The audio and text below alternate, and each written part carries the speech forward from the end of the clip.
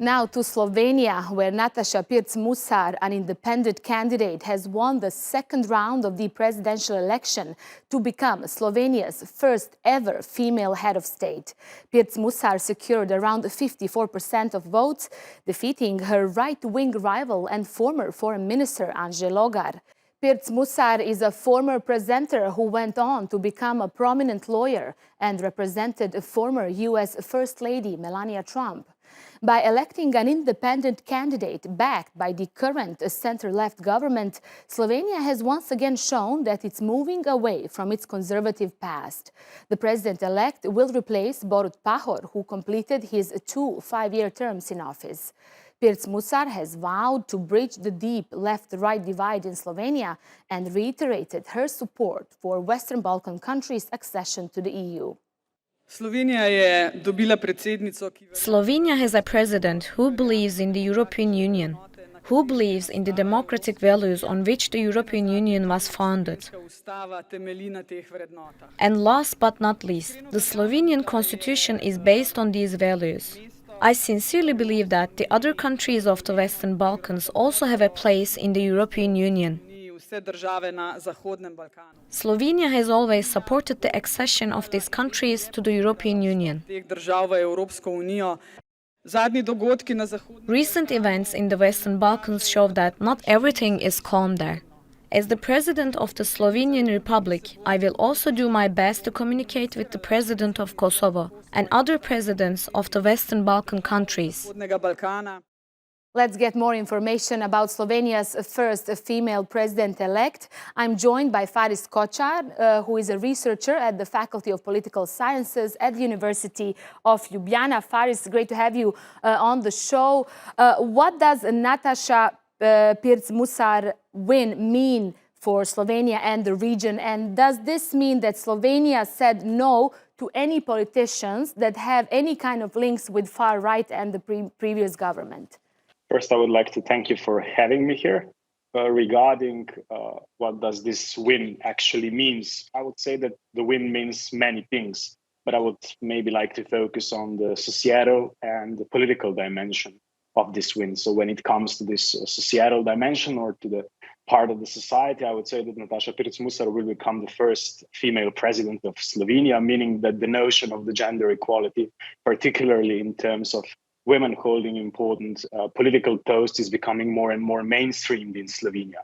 And of course, having in mind that Natasa Pirc Musar is a strong advocate of the gender equality, her being elected will both consolidate and strengthen the representation of women in all spheres of public life in Slovenia, because as being president allows you to focus beyond mere politics and focus on everyday aspects as well.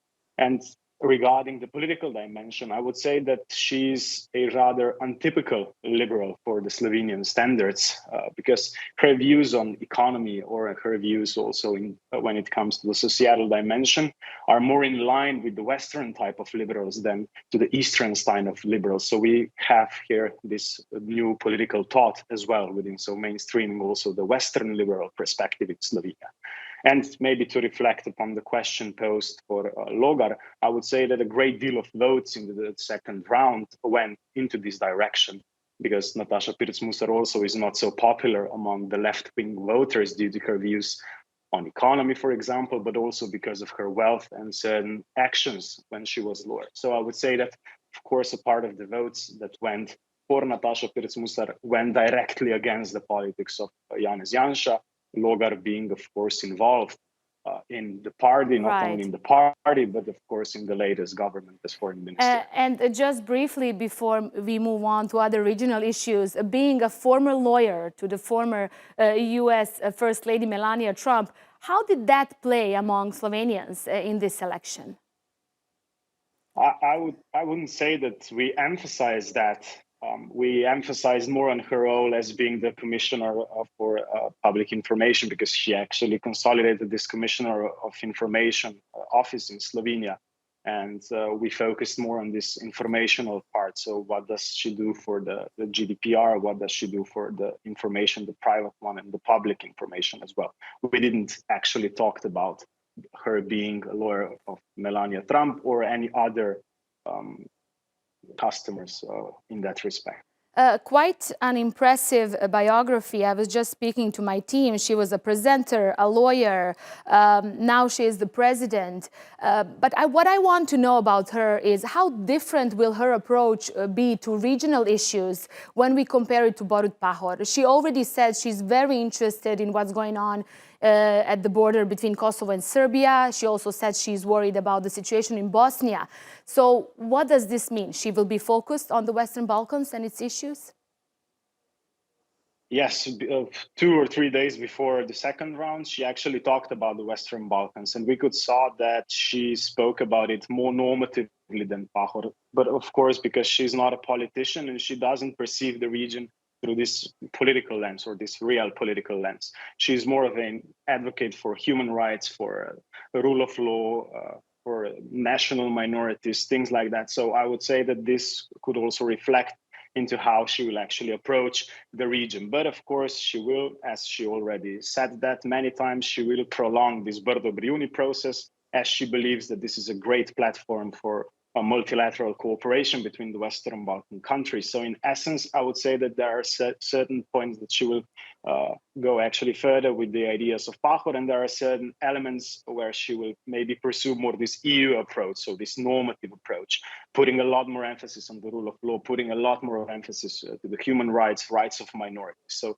that could actually be maybe you something mentioned, of difference. Faris, you mentioned that among some voters, she's not so popular because of her stance towards economy. What exactly does she plans to do now in the time of massive crisis that we are all facing in the region?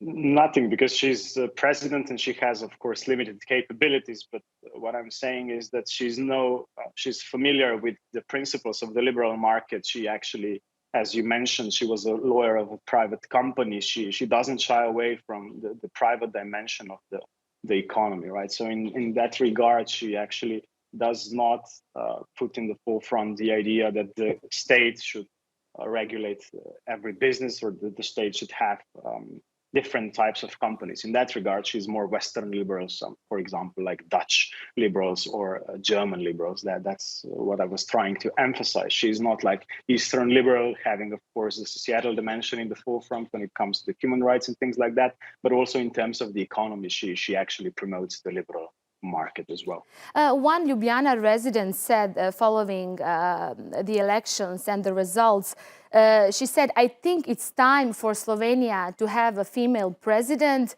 And with Natasa Pirc Musar, it seems like she doesn't plan to just have this specific role of the president, but she means business. She wants to be involved in the region. She wants to be heard.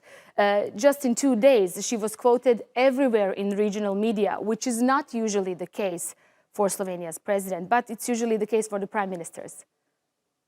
Yeah, she's quite vocal, and she is also quite fierce when it comes to particular statements. She's unlike Pahor or any other political elites in that respect, because she's not a typical politician. And of course, being a female president that has strong normative stances, she could actually do some transformative socialization also in the region. And she doesn't shy away from her opinions, even though they maybe not be that popular, that maybe she would stay silent in this regard. Of course, we have to also reflect upon the percentage of the votes that she received in the first round. So she actually received 26%, meaning that she received 25, 26, 27% more in the second round, because some of the people actually contextualize her being a female president, which would be good. And the second, of course, that she's not in line with the SDS. So here I would say that Natasa Pirc Musar is different, that Natasa Pirc Musar won't shy away from the region, from her stances. And in this regard, it could mean a different type of logic of approach when it comes to the region. But here I also have to emphasize that 3 or 4 days ago, she actually said that the perspective of the region, so that the only solution or resolution for the region is European integration. And she actually is a strong proponent of the European integration as well. So she will also actually continue here. Faris, Barut Pahor was known among the journalists and the public as an Instagram president. He posted everything on social media. Can we expect the same from Pirc Musar? I wouldn't say so. Of course, she is present in Twitter, she is present in Instagram, but she doesn't use it as Barut Pahor, so that being, of course, approachable or being as Barut Pahor was for the Slovenian public. She will actually use it with different kind of logic, probably also to strengthen the credibility of the office of the president. She will probably use for the platforms in order to promote the different marginalized aspects of everyday life. She's actually somebody who is strongly for gender equality, strongly for minority questions. So I would say that she will use the platforms as a force of good, maybe giving voices to the people that are often unheard. Okay, we will definitely give her a follow and see what is she doing, especially in the region. Faris, great to have you on the program. Thank you. Let's hope we will see more female presidents in other countries in the Balkans in the future. That's it for this week. Thanks for watching. See you next time. Bye-bye.